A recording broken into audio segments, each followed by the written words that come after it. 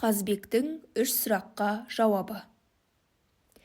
Ел шетінен бір қарт ақсақал келіп, Қазбектен 3 сұрақ сұрапты. Бірінші сұрағы: жақында не жақын?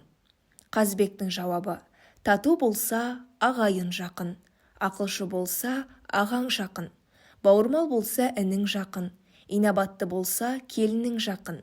Адал асын алдыңа тартқан қимас жақын. Қарындасың сыбайлас болса, нағашың жақын.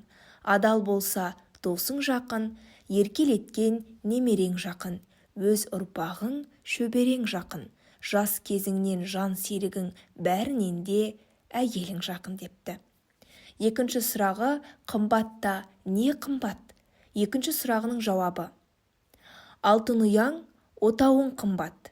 Мейірімді апаң қымбат. Құт береке атаң қымбат. Аймалаған анаң қымбат. Асқар таудай әкең қымбат. Туып өскен елің қымбат. Кіндік кескен жерің қымбат. Ұят пенен ар қымбат. Бәрінен де осының өзің сүйген жар қымбат. Үшінші сұрағы: дүниеде не қиын? Қазбектің жауабы: арадан шыққан жау қиын. Таусылмаған дау қиын.